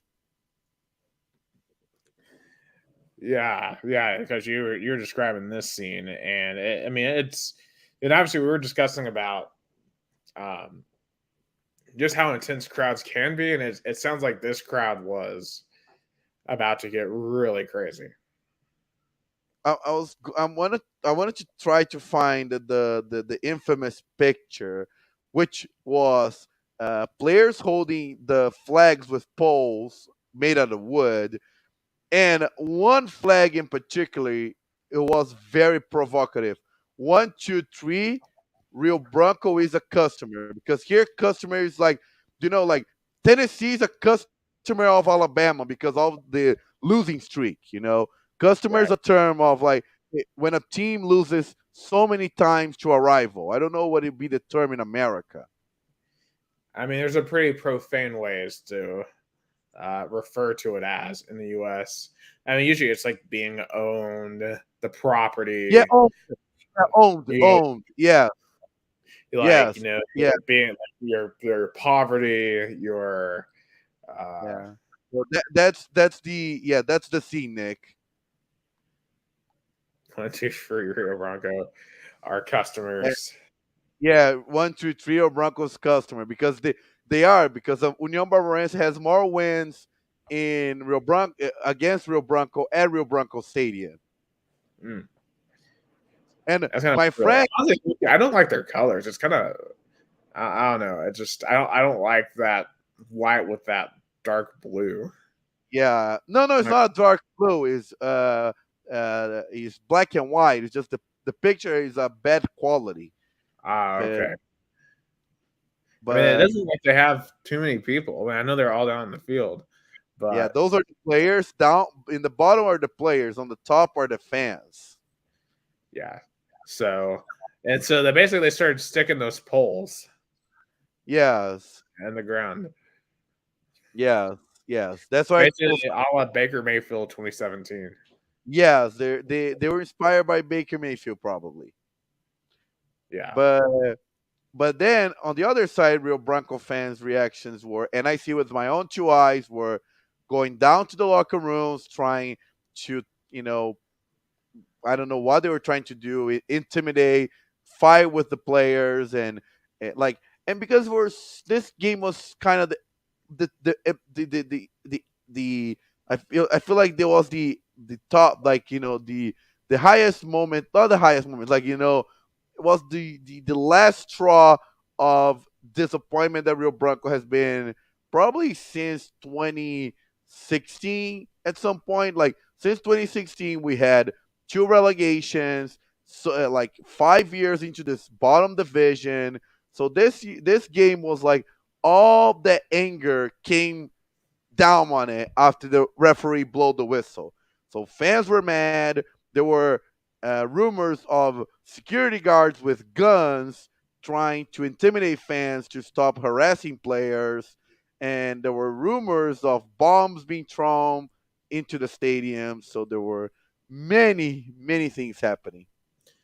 I mean, what are like what's like the security situation and stuff? It's funny that like the place, the way that for example, like how can I say this? Like, do you know at Regal Soccer Stadium you can access the field when you go down in the little stairs? Yeah, Real Bronco Stadium kind of has the same setup, and the game ended. There was no security guards holding that little door between the fan the, the fan area and the locker rooms. So fans just stormed down to fight. jeez. I mean, obviously, I think throwing debris on the field against Ole Miss a couple years ago was pretty bad, but no one's Mario stormed the field to fight. Yeah. Refs. I really don't know how nobody got hurt. That was because they invaded. I don't know what happened in the locker room itself. I could try to get images of it, but I felt that if I tried to do that, I would be in serious trouble. Right. So I avoid that, but I would imagine it was. And then because of all that happening, Rio Branco fired their coach. I feel like it should have been on Sunday, not Sunday afternoon. They waited until Monday morning. Why? They why they should have made it on Sunday.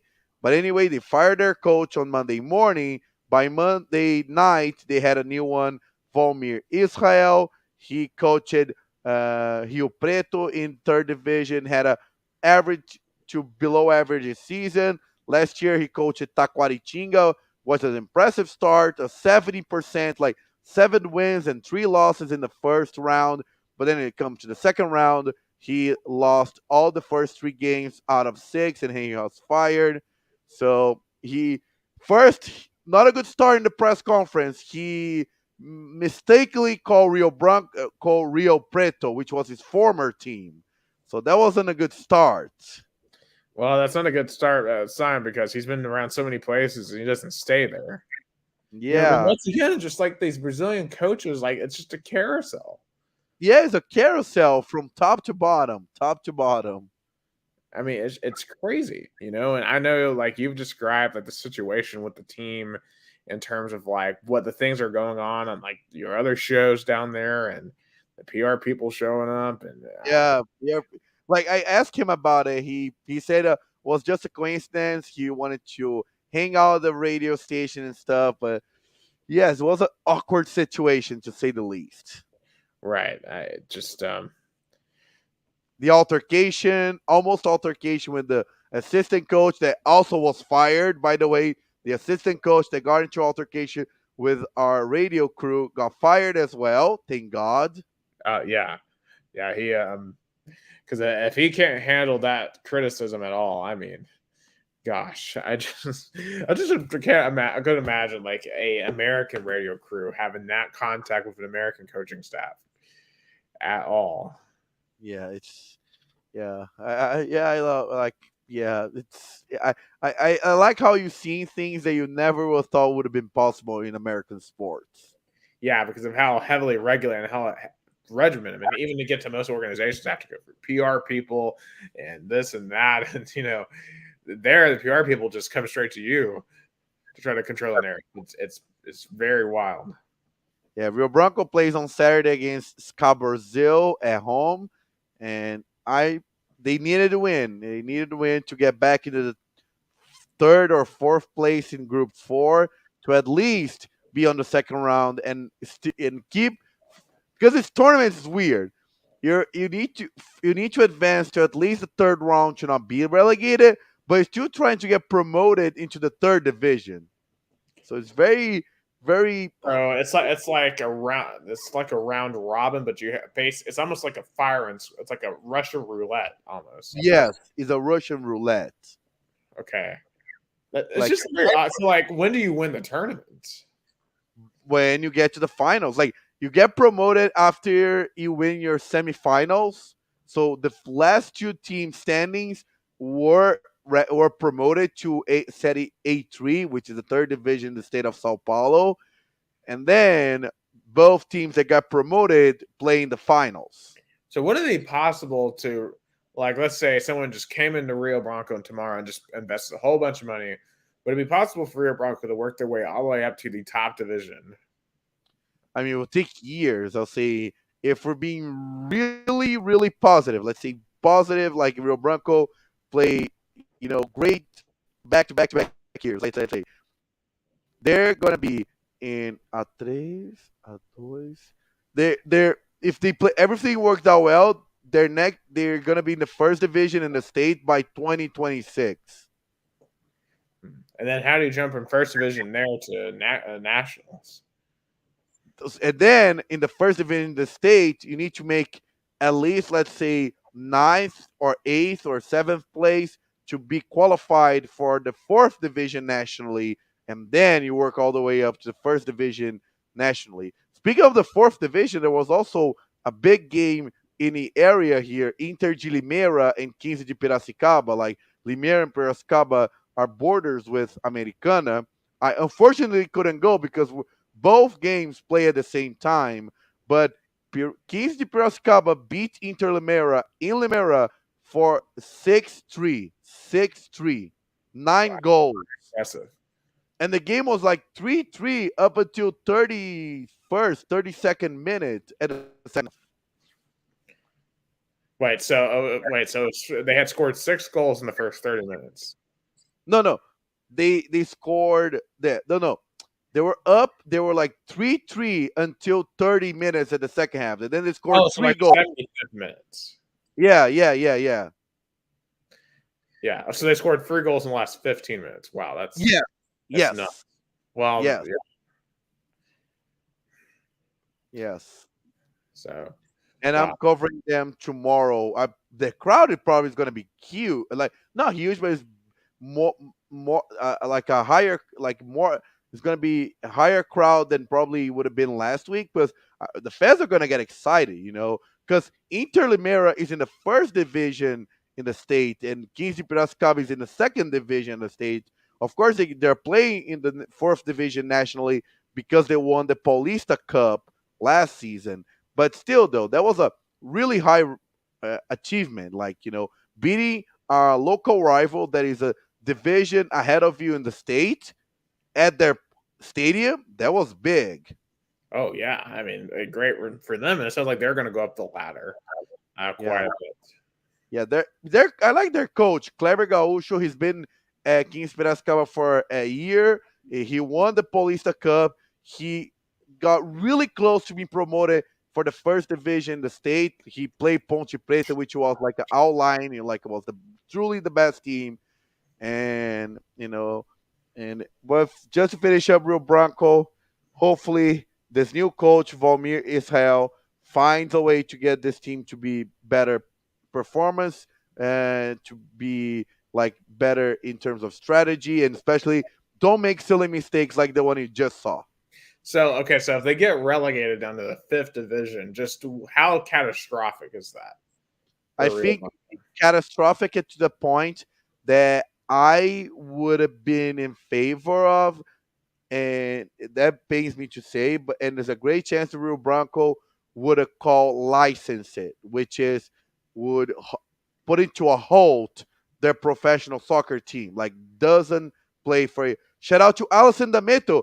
Estamos falando do Rio Branco, Alisson. Alisson D'Ameto, huge Rio Branco fan, huge Rio Branco fan. He is really mad at Rio Branco. Like Alisson D'Ameto is one of the most were one of the most vocal Rio Branco fans, in the past. Now he's in my radio crew at Club AM. He knows how things in Rio Branco are not going well. Yeah, so I mean, basically, it's a organization threatening situation if they lose this game. So they're basically their whole organization's on the line this weekend. Yes, I'll say that is the first of three like playoff games. Even their sports manager, their GM said Saturday is the first playoff game they faced because they needed to win to get back into the qualifying zone, which is first, second, third, and fourth place in Group 4. So I think the history of Rio Broncos on the line. And the fans I know that there's a lot of pessimism, but I still believe they can qualify. It is very doable. But to be How much really lower honest, can you go? what? How much lower can you go from your current from Rio Broncos spot? No, like real. If like this relegation should be unprecedented because there were never fifth division So they, or they just wouldn't be in a division next year. no, they wouldn't be in the fifth division that was recently created.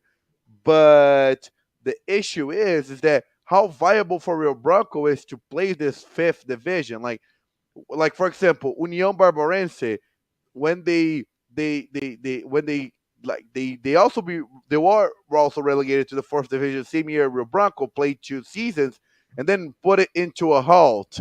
Their professional team for 2 seasons, and now they came back, and they're doing well. But yeah, it says it's difficult. Rio Branco, it's like not easy. Yeah.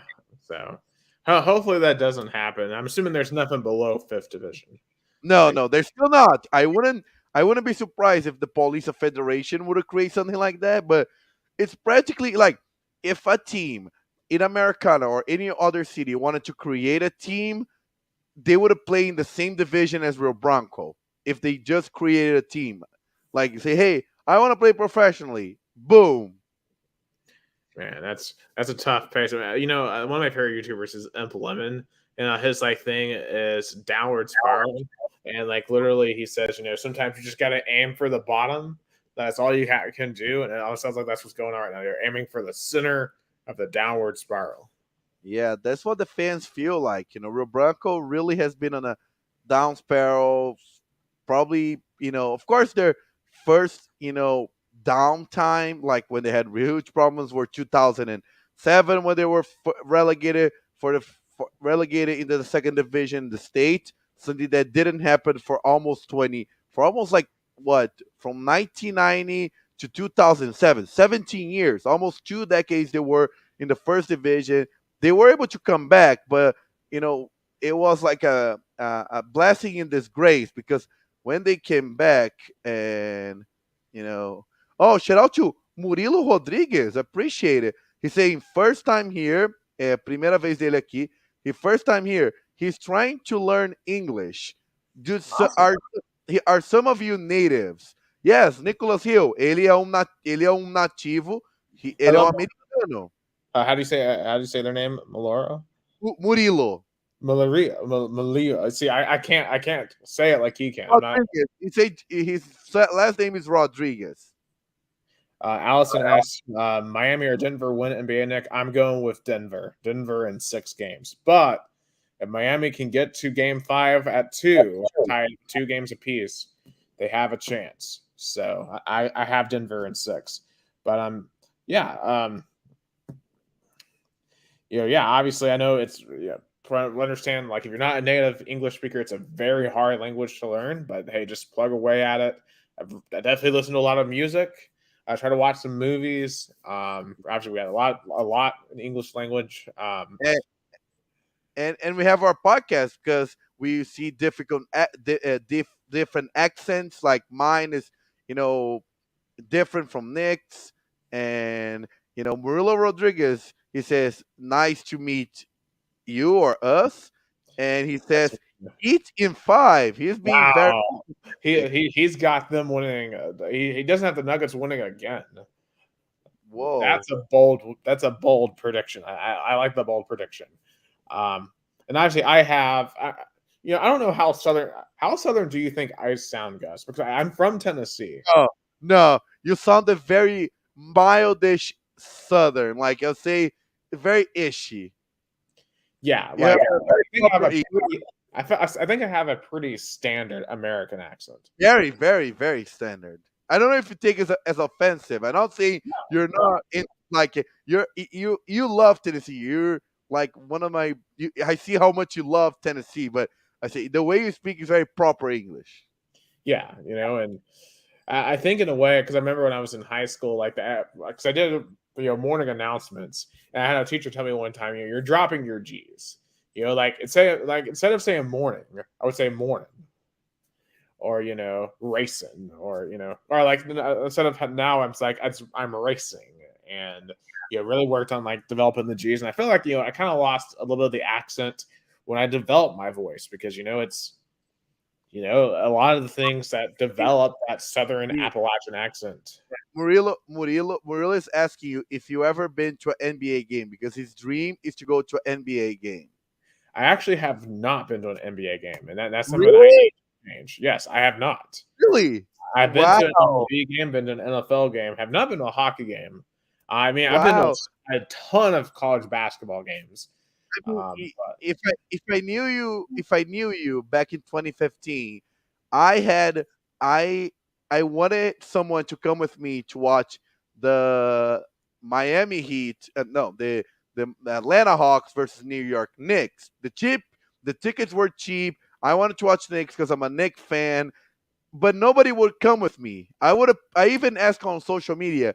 I would have paid this person the ticket. I would have drive this person, but right. nobody wanted to come with me to this game. Yeah, so they're asking, how have you not been to an NBA game? Well, there's a couple of factors. One, Chattanooga and Knoxville, the two cities I live in, don't have NBA teams. The nearest team to me is the Atlanta Hawks. I'm not really a Hawks fan per se. The Grizzlies are the next closest, and they're 5 hours away. And there's just been other events I've always wanted to do. Now, obviously, as I said, I've been to a ton of college games, went to a lot of Vols games. Um, and I agree, Allison. I need to learn Portuguese. Absolutely. Yeah, I'm Actually, trying. Eu tô tentando trazer ele pro Brasil para ele ver os jogos do Rio Branco. I'm trying for you to come to Brazil, watch some soccer, see the culture. Uh, Alisson, I'm gonna speak for Alisson. Que jogo que a gente leva o Nick para ele ver o maltrato da bola? yes, I asked. I have no clue what you just said. I So, just say, hey, I asked Allison, which game should we bring you for you to see some, I'll say, very, very below average soccer? We call maltrato. It's like we hurt the ball. The game is so bad we hurt the ball. what's legal? Oh, oh, how nice! Like he say, I think he is gonna like it a lot going to an NBA game. Oh, yes. Absolutely. Probably the Hawks is where I need to start. Actually, I was in Atlanta a few months ago. I was looking to see if the Hawks were in town, but I had something else scheduled the night Uh, they were facing the Caps. So, Oh, Murillo is saying that I should bring you to a Corinthians versus Palmeiras. You gonna be impressed. I agree. I wanted him to bring you to a Corinthians and Palmeiras versus Palmeiras so bad. That's the like you see like if you go to a Corinthians stadium, you can't wear green. You just cannot. I remember when the Corinthians played Palmeiras back was like 2012, and there was this guy who went to the game with the Celtics jersey, and then he was thrown out of the stadium because he was wearing green. What anything affiliated with Palmeiras was the Celtics, wow. but we're green. Yeah. Well, obviously, you would have to like tell me ahead of time. Okay, you can't do this, and this when you're there. But if you go to a Palmeiras game, it's very suggested that you won't wear black. Like you try to wear green, white, blue, but not black because black Corinthians is black and white. Palmeiras is white, green and white. As I told you yesterday on the phone, I'm just gonna pull the hey, I'm an American defense. I don't know anything. I don't. Just wear orange. Nobody's mad at orange here in Brazil. Yeah. Orange is good. Go with the Tennessee Vols jersey. Nobody's gonna be mad at I you. just have English writing on there, like, oh yeah, this guy ain't from here. Yeah. If you go with the Tennessee Volunteers jersey, nobody is gonna pick on you because orange is a color nobody hates here. Nobody. Awesome. There's Awesome. no team that hates another team's jersey that is orange. That is awesome to know. But definitely got to Yeah. get the NBA in. I've been to an SEC tournament game though, and that's kind of Oh, close to an NBA game. So, yeah. and that was the I, best basketball game I've ever been to. Was Kentucky Tennessee, oh, that was a great game. 2019. Oh my God, that was amazing. Those were the days. Those, those were Allison said to you, reminding me that that's true. Like Amparo plays in Americana the last round here in about 3 weeks. I think that's gonna be a do or die game. That I even gonna pull it up the so for you to understand the standings. How is it right now? I forgot to pull up the standings so you can understand how's the situation for Real Bronco is holding right now. And appreciate Allison and Murillo watching our podcast, is good for when we have comments. Absolutely allows us to bounce off and kind of have those. So that's the standings right now. Can you see? Yep. So Real Broncos in fifth place, as you can see, 7 points. Right. Uh, They lost to that team in 6. I know that because I know you were freaking out about that loss. yeah. No, there wasn't a loss. There was a tie at home. A tie. Have they Yeah. gone on the road yet to them? Oh, to play them next Sunday. A game I'm be going. Oh, Even though it's gonna be on a very kind of very not suburban, like it's like a not it's not the dangerous area, like a inner city. yeah. It's kind of weird because, like, from what I understand, like in Brazil, it's kind of opposite, where like it's the suburbs that are more dangerous than the inner city. Yeah, we call suburbs where it's dangerous.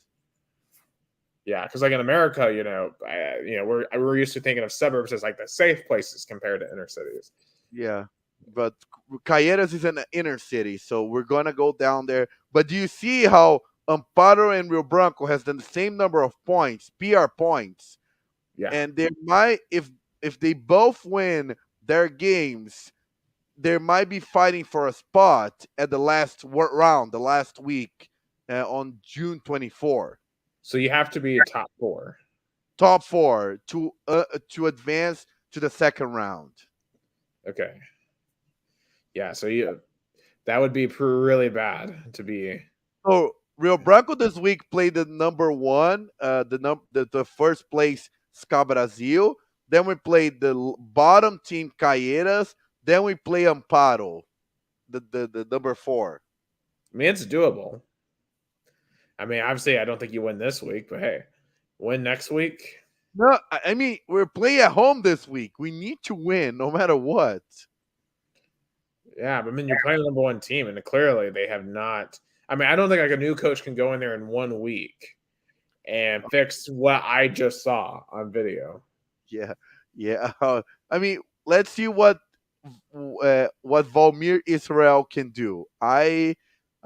I'm optimistic, but that's true. Like even if, but the problem is that this week can be so disastrous that Rio Branco losing, Amparo winning, and Paulista winning can be disastrous. Rio Branco be on the brink of elimination and relegation if that happens.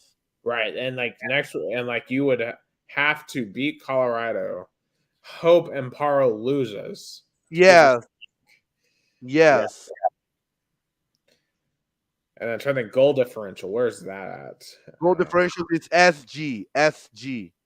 Okay. Well, you're in a better spot than Amparo, so that's good at least. But the problem is the first tie break is V, which is wins, not goal differentials. Oh. Branco has 1 V and Amparo has 2 wins. Rio Branco has only 1 win.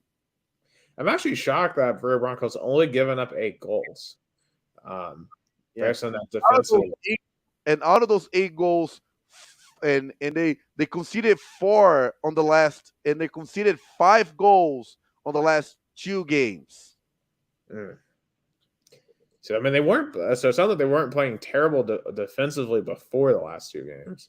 Yeah, So and the problem is the game, not the Union Barbarense, the Paulista game.